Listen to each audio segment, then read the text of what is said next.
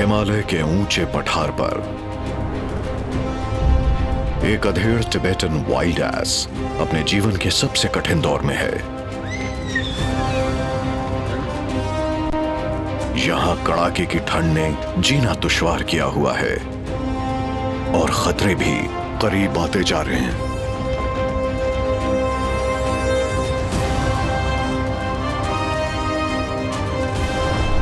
बर्फ के पिघलने के बाद जब चारों ओर हरियाली होगी, तब इसे युवा और ताकतवर नरों को लड़ाई में चित करना होगा। तभी यह अगली पीढ़ी पैदा कर पाएगा। हो सकता है इसके बाद इसे प्रजनन करने का फिर से मौका ही ना मिले। इस लड़ाई में इसे कैसे भी करके जीतना होगा। यह है उत्तर भारत का पहाड़ी इलाका लद्दाख।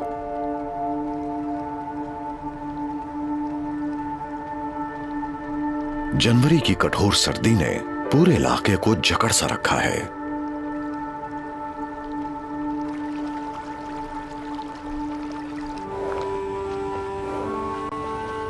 लेकिन 15 साल के डॉर्जे को इन मुश्किल हालात में जीना आता है। यह भोजन तलाश ही लेता है। यह जंगली जानवर एक खास प्रजाति से है, टिबेटन वाइल्ड एस। यह बहुत ताकतवर है, लेकिन अब वो जवानी वाली बात नहीं रही। इस पठार के बर्फीले मौसम में कैसे जीवित रहना है, यह इससे बढ़िया और कोई नहीं जानता। अगर किस्मत ने इसका साथ दिया तो यह गर्मी के मौसम का भी लुत्फ उठा पाएगा। लेकिन आने वाले कुछ महीने बहुत चुनौती भरे होंगे। इस प्रजाति के ज्यादातर मेल्स की जिंदगी अकेले ही बीतती है। लेकिन डॉर्जे की बात अलग है। यह हमेशा इन मादाओं के झुंड के आसपास ही रहता है। पिछली गर्मियों में डॉर्जे का इन सभी मादाओं के साथ मिलन हुआ और अब लगभग सभी गर्भवती हैं। ये वसंत में बच्चे को जन्म देंगी और उसके बाद जल्दी ही मिलन के लिए फिर तैयार हो जाएंगी। अगर डॉर्जे इन मादाओं के साथ वसंत तक एक करीबी रिश्ता बनाए रखने में कामयाब रहा, तो इसे मादाओं के साथ मिलन करने का एक बार फिर मौका मिल सकता है। इसीलिए मादाएं जहां भी जाती हैं, वो उनके पीछे पीछे चलता रहता है। लेकिन फिलहाल प्रजनन का ख्याल इनके आसपास भी नहीं है। सभी का ठंड से बुरा हाल है। सर्दी काटना मुश्किल होता जा रहा है। टिबेटन वाइल्ड एस की उत्पत्ति उसी प्राचीन जीव से हुई जिससे हॉर्सेस, डोंकीज और ज़ीब्रास आए। उनका एक और नाम भी है, कियांग।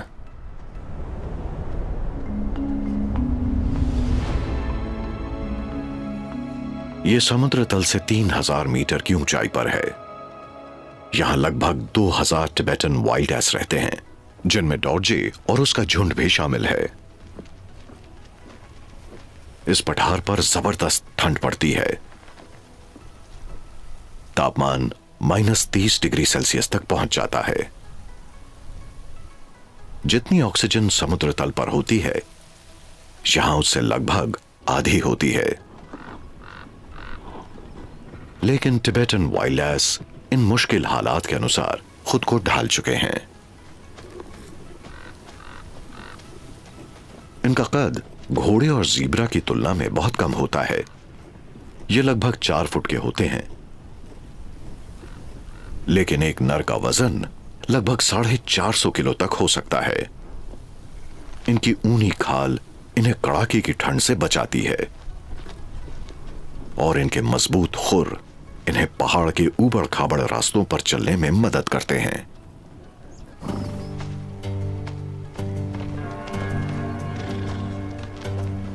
भोजन की तलाश में झुंड लगातार आगे बढ़ता रहता है। जनवरी में ज्यादा कुछ खाने को नहीं होता। सिर्फ यहां वहां उगी जंगली घास होती है, जिसमें बर्फीली सर्दियों के कहर को झेलने की लाजवाब क्षमता होती है। घास के सूखे डंठलों से पेट तो भर जाता है, लेकिन ये ज्यादा पौष्टिक नहीं होते। सर्दियों में इनके आहार का 90% हिस्सा यही सूखी घास होती है, क्योंकि इन्हें दूसरा कोई भी भोजन नहीं मिल पाता।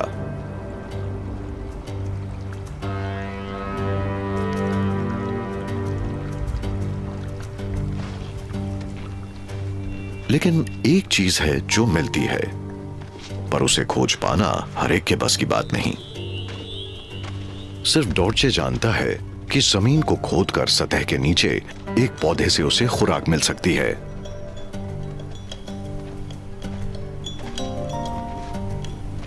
सूखे डंठलों की तरह यह भोजन भी सख्त और रेशेदार है। इस आहार में पोषक तत्व तो हैं, लेकिन ज्यादा नहीं। इन मुश्किल परिस्थितियों में टिबेटन वाइल्ड एस यही सब खाकर जिंदा रहते हैं। हॉर्सेस, डोंकीज और ज़ीब्रास जैसे जानवरों के मुकाबले इनका पाचन तंत्र बहुत जबरदस्त होता है, लेकिन यह भोजन बहुत मेहनत के बाद मिलता है, इसीलिए इसे कोई बांटना पसंद नहीं करता।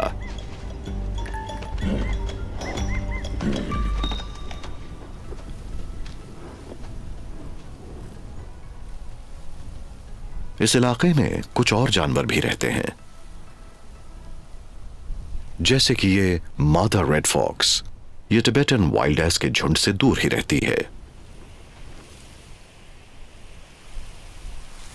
टिबेटन वाइल्ड एस जहां चाहे वहां जा सकते हैं, लेकिन रेड फॉक्सेस का इलाका लगभग 50 स्क्वायर किलोमीटर के दायरे में ही सीमित होता है।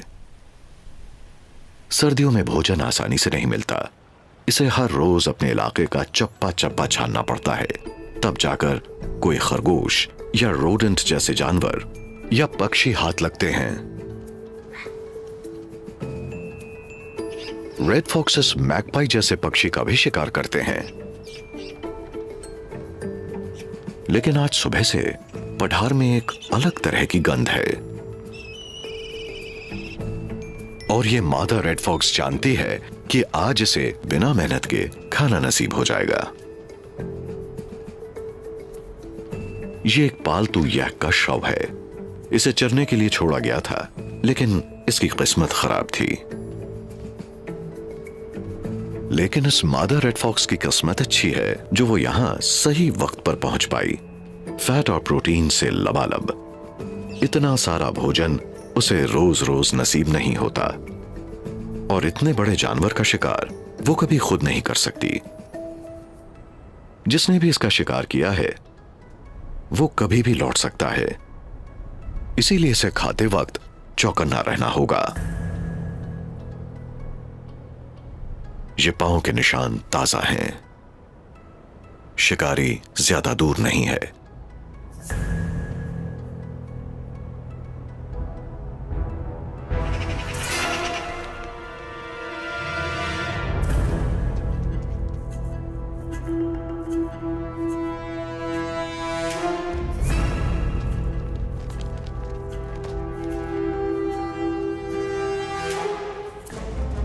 स्नो लेपर्ड के चेहरे पर लगा खून बता रहा है कि यही वो शिकारी है। स्नो लेपर्ड के चेहरे पर लगा खून बता रहा है कि यही वो शिकारी है।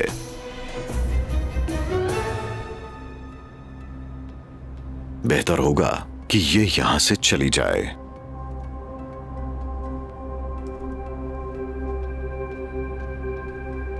इस इलाके में यह सबसे बड़ा परभक्षी है।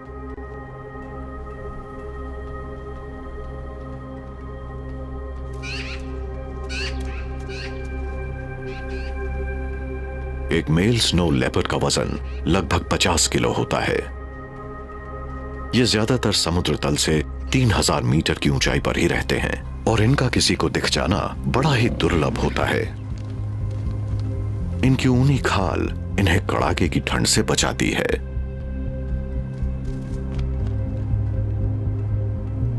यह बेचारा यैक इन पहाड़ी रास्तों में भटक गया था। यह शिकारी यहां घात लगाए बैठा था।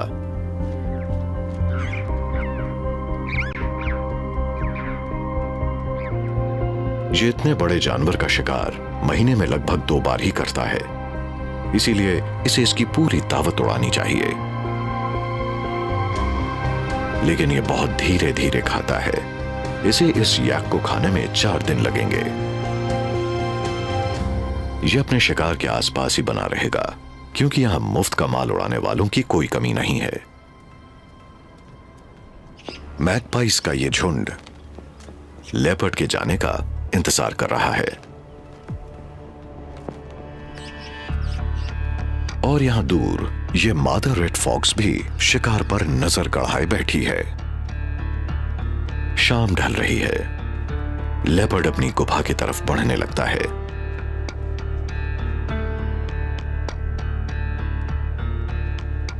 वो गुफा ज्यादा दूर नहीं है। ये रात वहीं गुजारेगा। मादर रेड फॉक्स को 6 घंटे के सब्र का फायदा हुआ। अब वो भर पेट खा सकती है।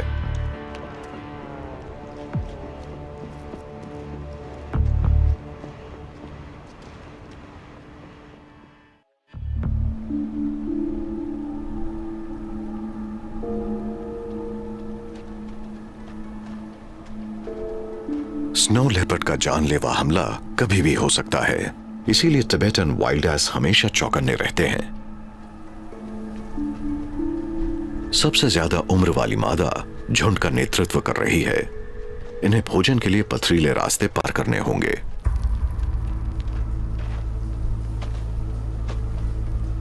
इनके खुर इस तरह के रास्तों के लिए नहीं बने।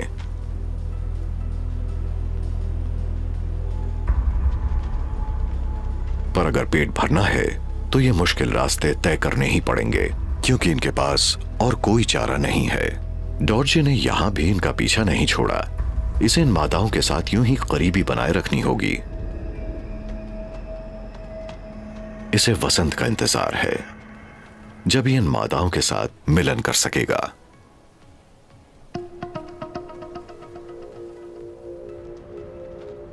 लेकिन इस नर इबेक्स की कहानी कुछ अलग है।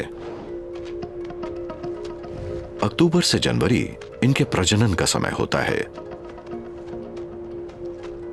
ये पूरे साल तो अकेले रहते हैं, लेकिन प्रजनन काल के दौरान ये ऊंची पहाड़ियों से यहां निचले हिस्से में आ जाते हैं और अलग अलग साथी के साथ मिलन करते हैं। पिछले कुछ हफ्तों से ये इन मादाओं के झुंड के साथ है। इन पर कुछ और मेल्स की भी नजर है, जिनके साथ इसके झगड़े होते रहते हैं। इसके शानदार सींग 5 फुट तक लंबे हो सकते हैं। ये खूबसूरत तो हैं ही, लेकिन ये हथियार का काम भी करते हैं। इन्हीं से ये अपने प्रतिद्वंद्वियों को पछाड़ता है। ये किसी भी मादा को अपनी नजरों से दूर नहीं होने देता। ये इस झुंड की हर एक मादा के साथ तब तक मिलन करता रहेगा जब तक प्रजनन काल जारी है। लगभग सभी मादाएं गर्भवती हो चुकी हैं। जल्द ही ये पठार की ऊंचाइयों पर वापस अपनी तन्हा जिंदगी में लौट जाएगा।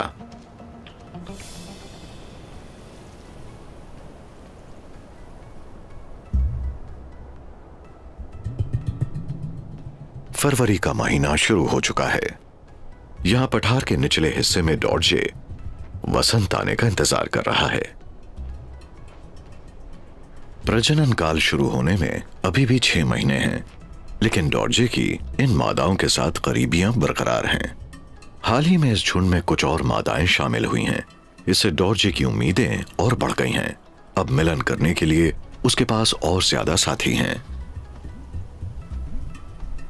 लेकिन जब तादाद बढ़ती है तो भोजन भी अधिक चाहिए होता है। इस वजह से अब झुंड को चरने के लिए ज्यादा घूमना पड़ता है। इस महीने में खाने की बहुत कमी हो जाती है। पिछले 6 महीनों में इस झुंड के कुछ सदस्यों का वजन 50 किलो तक कम हो गया है।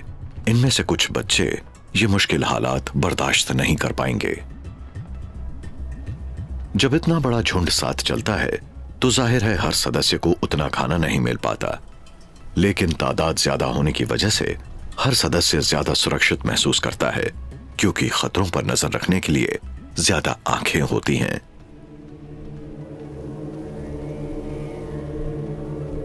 इस झुंड के पीछे टिबेटन वुल्व्स की एक टोली लगी हुई है। ये भूखे भेड़िए हमला बोलना चाहते हैं।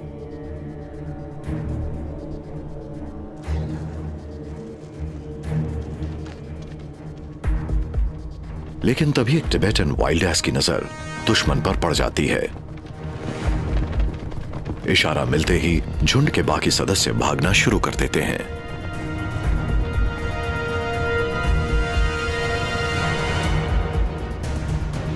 भेड़ियों में सब्र तो बहुत होता है, लेकिन वो टिबेटन वाइल्ड एस के साथ रफ्तार में मुकाबला नहीं कर सकते। ये लगभग 60 किलोमीटर प्रति घंटा की रफ्तार से भागकर रफू चक्कर हो जाते हैं। अगर घात लगाकर हमला किया होता तो भेड़ियों को कामयाबी मिल सकती थी।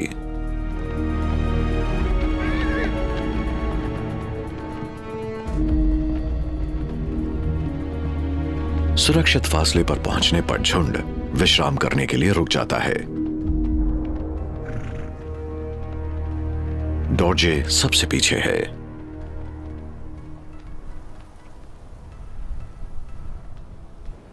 लेकिन यह भेड़िया भूखा नहीं रहेगा। इसे एक बचा खुचा शव मिला है। यह किसी दूसरे स्नो लेपर्ड का बासी शिकार है।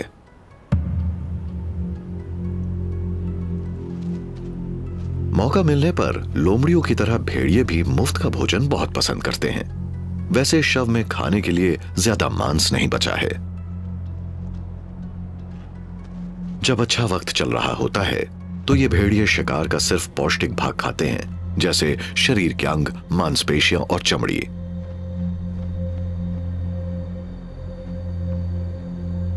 लेकिन बुरे वक्त में ये हड्डियां चबाकर भी पोषक तत्वों की पूर्ति कर लेते हैं। इस बचे कुचे शव पर यह भूखी बेयर्ड वल्चर भी मंडरा रही है। लेकिन भेड़िया इस शिकार को किसी के साथ बांटना नहीं चाहता। इसीलिए उसे जमीन के नीचे दबा देता है ताकि जरूरत पड़ने पर बाद में उसे खा सके।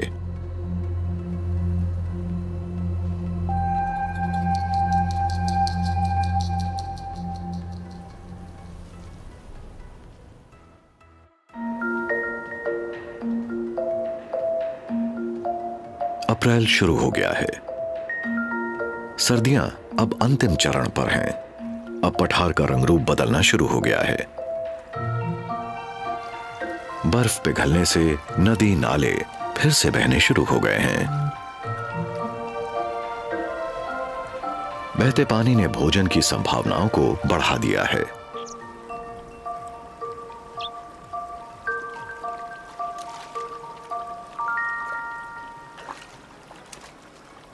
अब यह व्हाइट थ्रोटेड डिपर आसानी से कीड़े, झींगे और छोटी मछलियों को खोज सकती है। यह डुबकी मारकर शिकार करती है।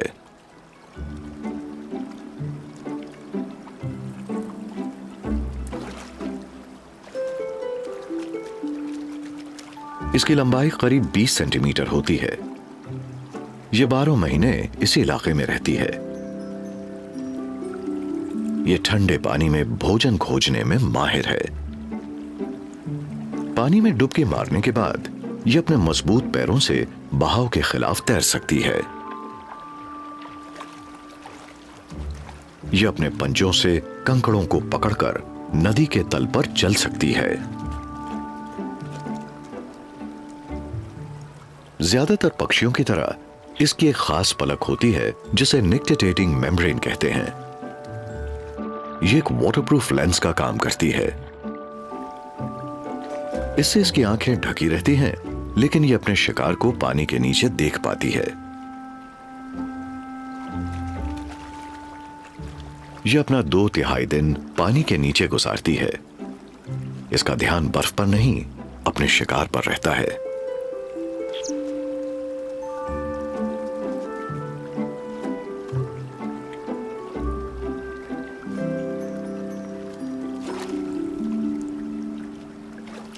जैसे जैसे और बर्फ पिघलती है, बहाव में और तेजी आती है। पानी में पाए जाने वाले लार्वे की तादाद भी बहुत बढ़ जाती है। और इस पक्षी को इशारा मिल जाता है कि अब प्रजनन काल दूर नहीं, साथी ढूंढने का वक्त आ गया है।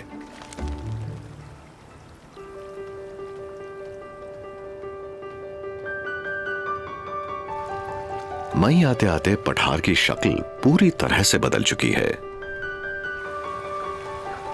वसंत ऋतु में तापमान लगभग 15 डिग्री सेल्सियस तक पहुंच जाता है। अब बर्फ का कहीं नामो निशान नहीं है। बर्फ के पानी से लबालब नदी नालों की वजह से चारों तरफ हरियाली छा जाती है। मैदानों में नर्म हरी हरी घास लहराने लगती है। सख्त घास के डंठलों में भी जीवन फूटने लगता है। डॉर्जी और उसका झुंड अब हर रोज पेट भर के खाना खा सकता है।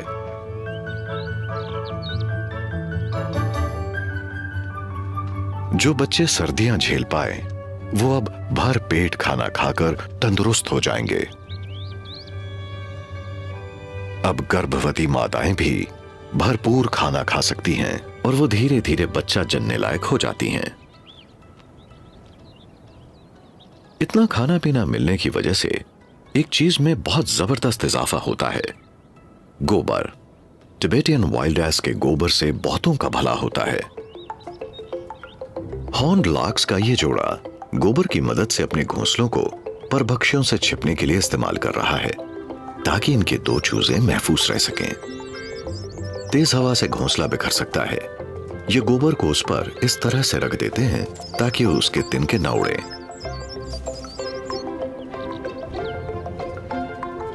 माँ बाप कंधे से कंधा मिलाकर काम करते हैं।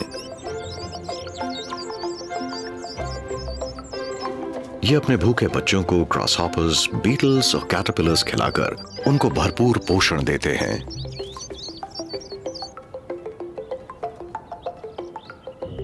लेकिन हर तरह का मल घोंसलों के लिए ठीक नहीं है। चूजों की तंदुरुस्ती के लिए उनका स्वच्छ रहना बहुत जरूरी है। चूजों का मल खास तरह के सैक्स में जमा होता है, जिसे उनके माँ बाप घोंसलों से बाहर ले जाते हैं।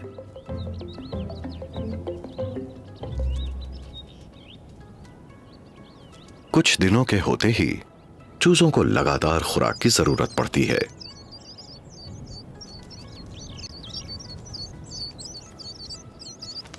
अगर माँ बाप उनकी खुराक, स्वच्छता और सुरक्षा पर ध्यान देते हैं तो 10 दिन के अंदर अंदर चूजों के पंख निकलने शुरू हो जाते हैं।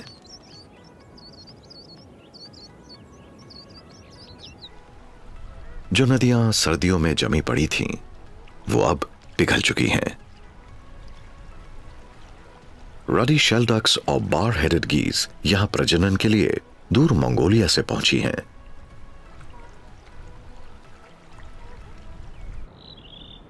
इस इलाके में कुछ स्थानीय पक्षी भी रहते हैं, जैसे कि ये टिबेटन ग्राउंड टिट्स। ये यहां 12 महीने रहती हैं। ये भी वसंत में प्रजनन करती हैं। लेकिन इस पठार में पेड़ नहीं होते। ये पक्षी बहुत ही निराले किस्म का घोंसला बनाते हैं।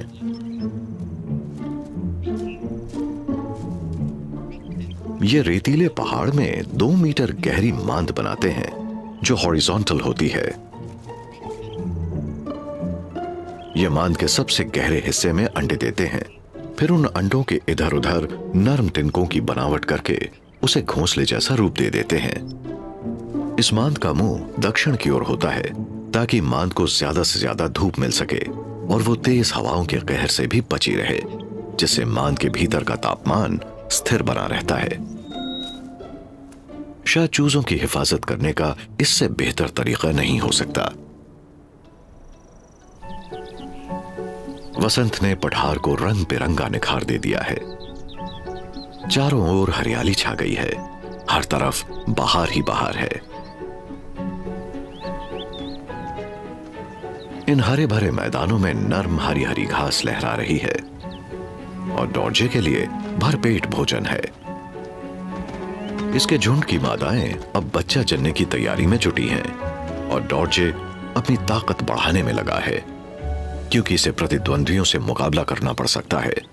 बहुत जल्द ये मादाएं मिलन के लिए फिर से तैयार हो जाएंगी। इनकी ऊनी खाल कड़ाके की ठंड में भी इन्हें गर्म रखती है, लेकिन गर्मियों में इन्हें उसकी कोई जरूरत नहीं है। इसीलिए इनके करीब 1 सेंटीमीटर लंबे बाल झड़ने शुरू हो गए हैं। इनकी अंदरूनी खाल पहले के मुकाबले ज्यादा लाल है। कुछ ही हफ्तों में इनके बाल पूरी तरह झड़ जाएंगे, लेकिन इन्हें शायद कुछ ज्यादा ही जल्दी है। इस तरह की एलो ग्रूमिंग झुंड के आपसी रिश्तों में मजबूती लाती है। इन किशोर नरों को यौन रूप से परिपक्व होने में अभी 1 साल और लगेगा। इन किशोरों ने अभी से अभ्यास शुरू कर दिया है। इन्हें इन तकनीकों में माहिर होना पड़ेगा, तभी ये प्रजनन योग्य मादा को हासिल कर पाएंगे। अपने प्रतिद्वंद्वी पर कैसे हावी होते हैं, उसकी चालों को कैसे नाकाम करते हैं, ये उसका अभ्यास कर रहे हैं।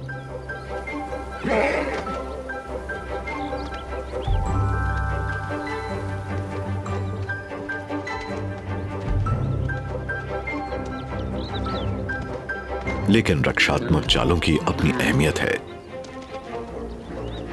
जैसे कि ये चाल प्रतिद्वंद्वी के काटने की कोशिश को बेअसर करने के लिए ये किशोर घुटनों के बल गिर गया।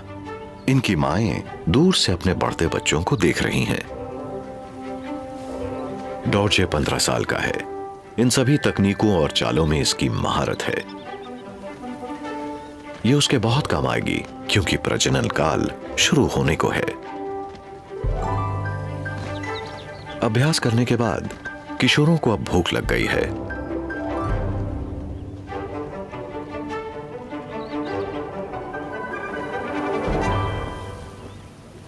इनका जन्म पिछली गर्मियों में हुआ था, लेकिन इन्हें अभी भी मां का दूध नसीब हो जाता है। दूध पीने के बाद ये फिर से घास खाने में लग गए। यही इनका मुख्य भोजन है। इन्हें बहुत फूंक फूंक के कदम रखने होंगे, क्योंकि पठार बिलों से भरा पड़ा है।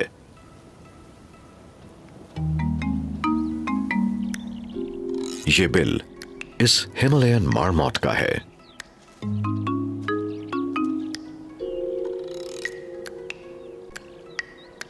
इस बड़े रोडेंट का आकार किसी पालतू बिल्ली से दुगना होता है। यह जमीन के लगभग 10 मीटर नीचे करीब 8 महीनों तक हाइबरनेट करते हैं।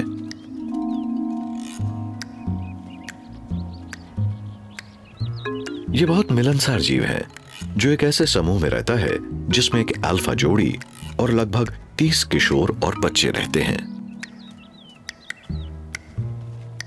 यह शाकाहारी प्राणी पठार की ताजा ताजा पौष्टिक घास खाने के लिए निकला है।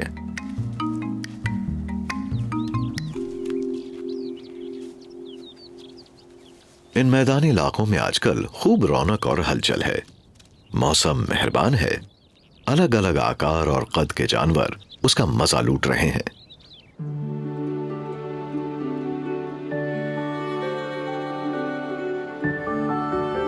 यह दावत उड़ाने का सिलसिला जुलाई के शुरुआत तक जारी रहेगा। गर्मियां शुरू हो गई हैं।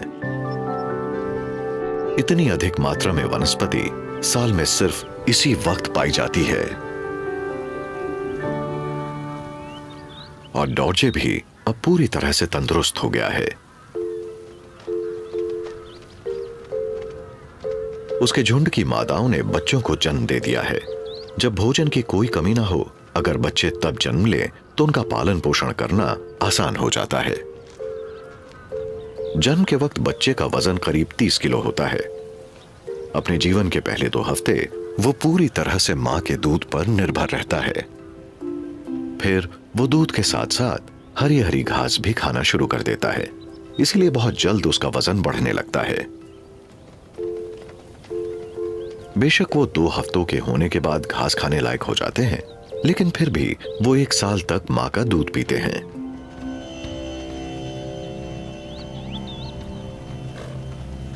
जन्म देने के कुछ समय बाद मादाएं फिर से मिलन के लिए तैयार हो जाएंगी और डॉर्जे को उसी वक्त का इंतजार है। जैसे जैसे प्रजनन काल करीब आता जाएगा, डॉर्जे को अपने झुंड की मादाओं का उतना ही ज्यादा ख्याल रखना होगा। ये काफी लंबे अरसे से इसी काम में पूरा जोर लगा रहा है।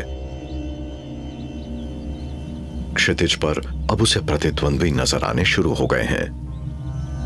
सर्दियों के वक्त उन्होंने इन मादाओं में कोई दिलचस्पी नहीं दिखाई, लेकिन अब मादाएं मिलन के लिए कभी भी तैयार हो सकती हैं। इन मादाओं के पीछे पीछे चलते इसे लगभग 1 साल हो गया है। ये उन्हें किसी के साथ नहीं बांटेगा। ये ऐसे नौजवानों को सीधा करना जानता है। ये उनकी ललकार को स्वीकार कर लेता है।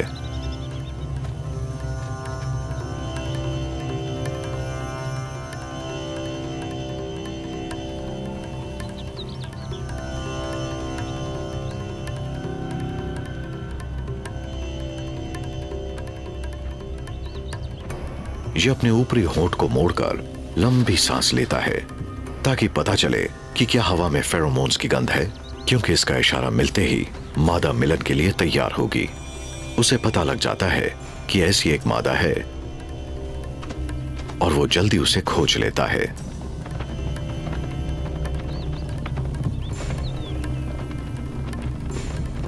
लेकिन वो मादा कोई दिलचस्पी नहीं दिखाती।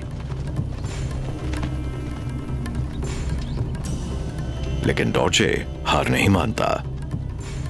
कुदरत ने इसे प्रजनन के लिए ही बनाया है। वो परछाई की तरह उस मादा के पीछे लग जाता है। वो बार बार कोशिश करता है और वो मान जाती है।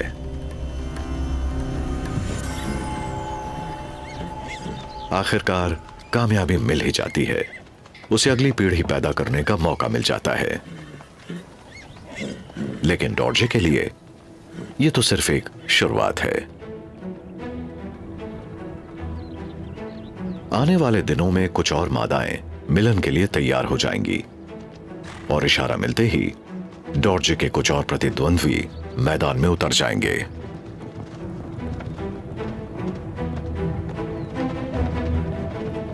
डॉर्जे अपनी झुंड की मादाओं को ऐसे ही एक प्रतिद्वंद्वी से दूर ले जाता है।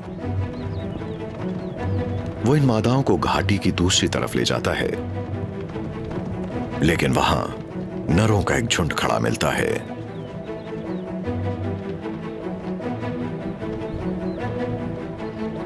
वो नरों को दर्रे की तरफ भगाने की कोशिश करता है, लेकिन ये नौजवान भागने वालों में से नहीं है। ये डॉर्जे को टक्कर देने के लिए आगे बढ़ता है। वक्त आ गया है कि डॉर्जे खुद को साबित करे।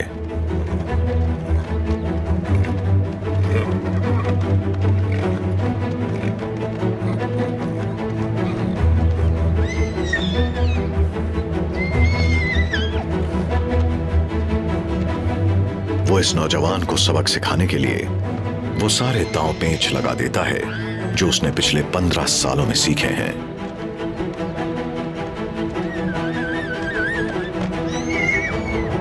नौजवान भागने के लिए मजबूर हो जाता है।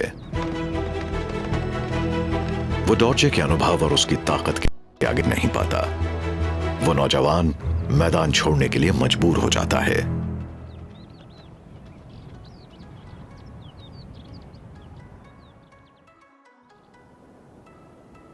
डॉर्जे की लड़ाई प्रजनन की लड़ाई है, लेकिन इन मार्मोट्स का सारा ध्यान खाने पीने में है। यहां गर्मियां बहुत छोटी होती हैं। इन्हें हाइबरनेशन के लिए जल्द से जल्द खा पीकर मोटा होना है। इस समूह की अल्फा फीमेल बाकी फीमेल्स को प्रजनन करने से रोकती है। वो उसकी धमकी में आ जाती है।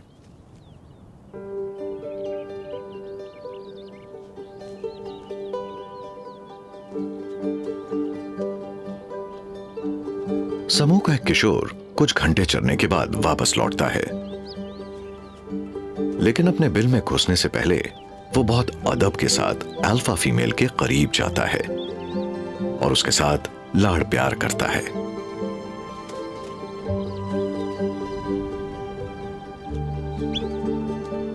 इस तरह के विशेष अभिवादन समूह को जोड़े रखने में मदद करते हैं। ये जब भी मिलेंगे इसी तरह से पेश आएंगे।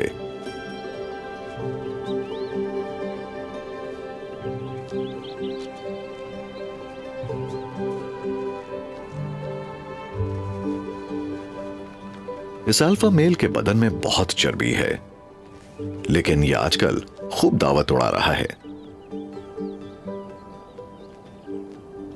लेकिन कुछ खतरनाक शिकारी जीव भी पेट पूजा करने निकले हुए हैं। इसीलिए चौकन्ना रहना बेहद जरूरी है। यह किशोर लोमड़ी अभी शिकार करना सीख रही है।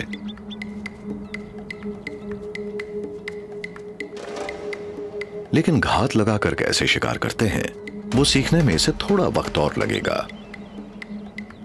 तजुर्बेकार मार्मोट्स जल्द ही नहीं घबराते, क्योंकि वो समझ जाते हैं कि लोमड़ी अभी दूर है। लेकिन छोटे बहुत जल्दी घबरा जाते हैं और अपने बिलों में घुस जाते हैं।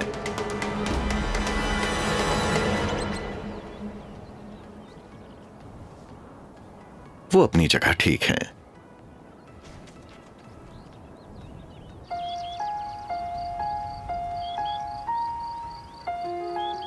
अगस्त तक गर्मी अपने चरम तक पहुंच चुकी है। मैदान फूलों से भर चुके हैं और उड़ते हुए कीड़े उनमें से रस और पराग पाने आते रहते हैं। बर्फ अब सिर्फ पहाड़ के सबसे ऊपरी हिस्से तक सीमित रह गई है।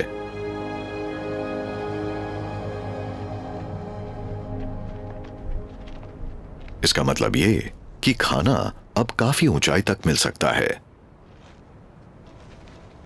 आइबेक्स का यह झुंड 4800 मीटर तक चढ़ाई कर सकता है। जैसे जैसे ऊंचाई बढ़ती है, रास्ता और मुश्किल और खतरनाक होता जाता है।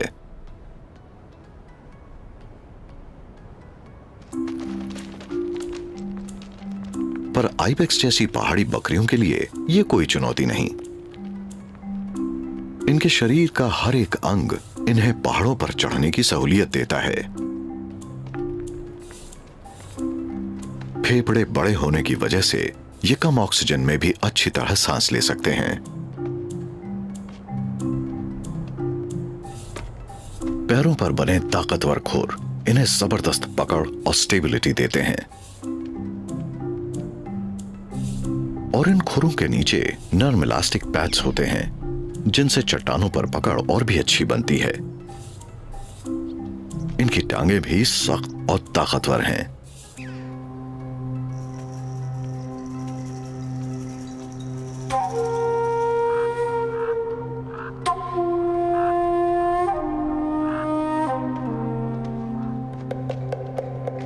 इतनी ऊंचाई पर भी कभी कभी तापमान 30 डिग्री सेल्सियस तक पहुंच जाता है। लेकिन बड़े बड़े पत्थरों के नीचे छांव मिल ही जाती है। खाना ढूंढते हुए झुंड लगातार चौकन्ना है।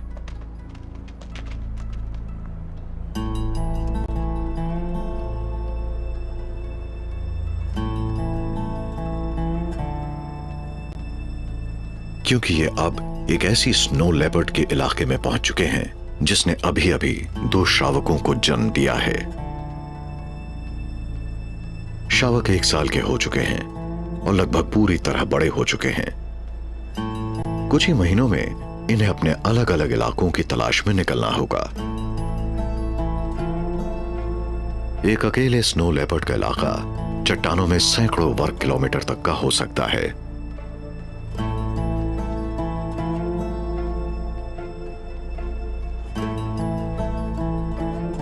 बच्चे अब तक अकेले शिकार करने लायक नहीं हुए हैं। इन्हें अपनी मां से बहुत कुछ सीखना बाकी है।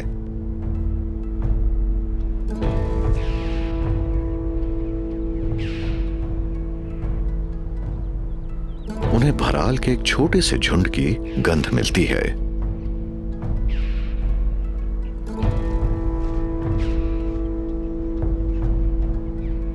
आइबेक्स की ही तरह भराल भी ऊंची चट्टानों पर आसानी से चढ़ सकते हैं।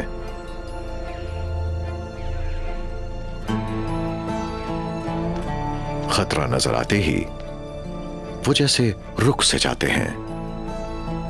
उनके बालों का हल्का नीलापन उन्हें चट्टानों में घुल मिल जाने में मदद करता है और पूरी तरह स्थिर खड़े रहने से यह बताना नामुमकिन हो जाता है कि वहां पत्थर के अलावा कुछ और भी है। और वैसे भी ये इतनी सीधी ढलानों पर चढ़ते हैं, किसी शिकारी को उन तक पहुंचने के लिए जान की बाजी लगानी पड़ती है। लेकिन लेपर्ड्स भी अपने माहौल में घुल मिल जाना चाहते हैं।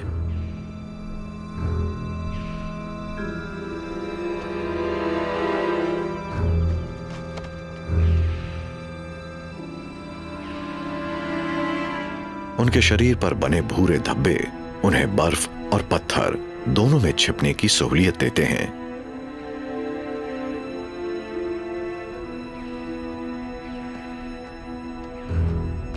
अभी तक भराल को उनकी भनक नहीं लगी है।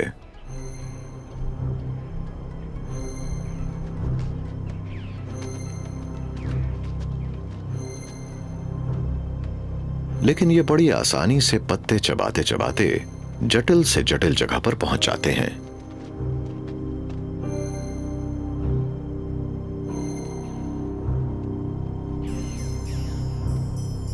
ढलान इतनी सीधी है कि स्नो लेपर्ड बिना उनकी नजर में आए वहां पहुंच ही नहीं सकते।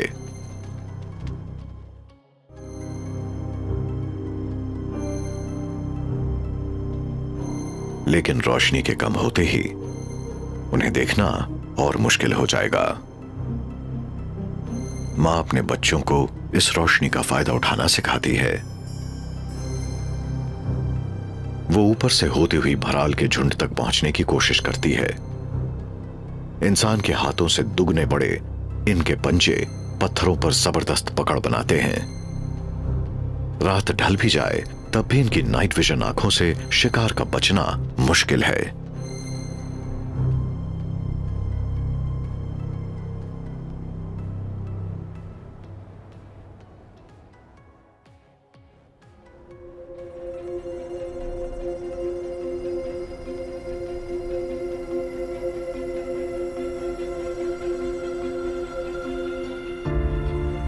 सुबह होते ही खून से दाग नजर आते हैं। स्नो लेपर्ड एक शिकार करने में कामयाब हुई।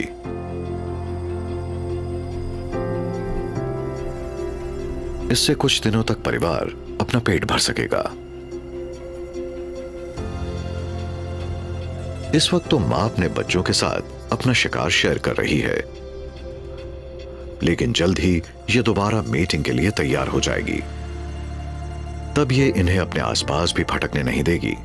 इन्हें अपने दम पर ही जिंदा रहना होगा, जो कि बिल्कुल आसान नहीं होगा।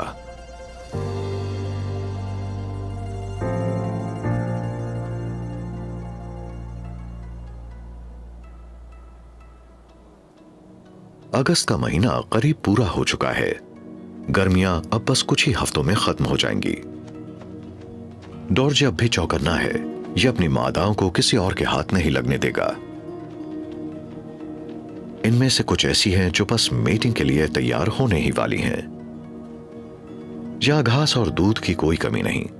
इस बार पैदा होने वाले बच्चों का वजन पिछले साल के मुकाबले लगभग दुगना है। गर्मियों के खत्म होते होते घास सूखती जा रही है और पूरे इलाके की जमीन पर धूल और मिट्टी के अलावा कुछ नजर नहीं आ रहा।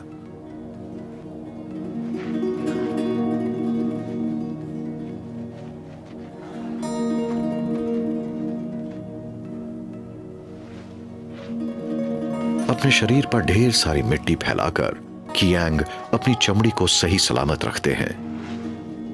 इससे काटने वाले कीड़े मकोड़े और खुजली वगैरह से भी राहत मिलती है। मादाएं काफी बेफिक्र सी लग रही हैं। डॉर्जे भी ज्यादा दूर नहीं है।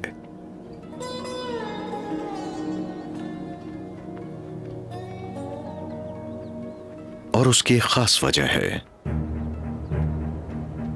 कुछ युवा आसपास ही मंडरा रहे हैं, इस कोशिश में कि किसी मादा से मिलन हो जाए।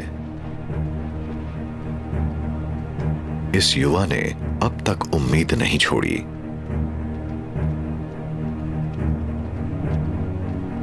किसी दूसरे नर के साथ हुई एक लड़ाई में इसने अपनी पूंछ गंवा दी थी।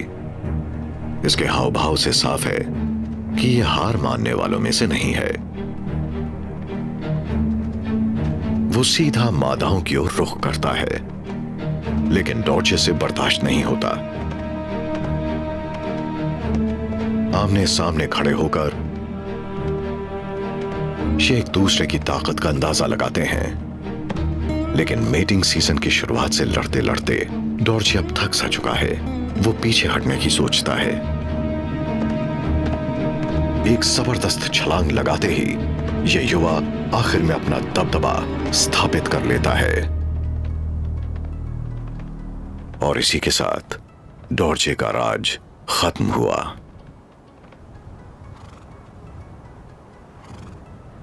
कियांग्स में अब एक नया राजा है,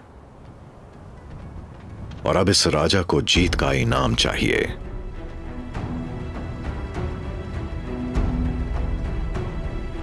उसे हवा में फेरोमोन्स की गंध आ रही है।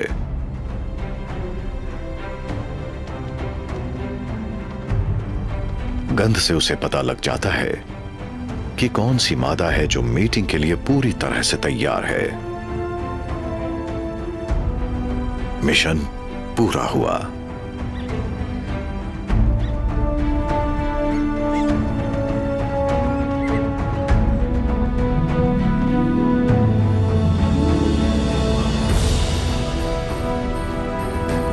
लेकिन जल्द ही मीटिंग सीजन खत्म हो जाएगा।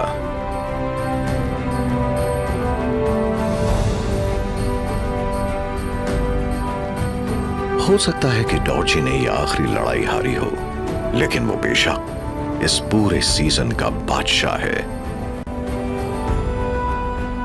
अब इस झुंड पर भले ही उसका राज ना चले,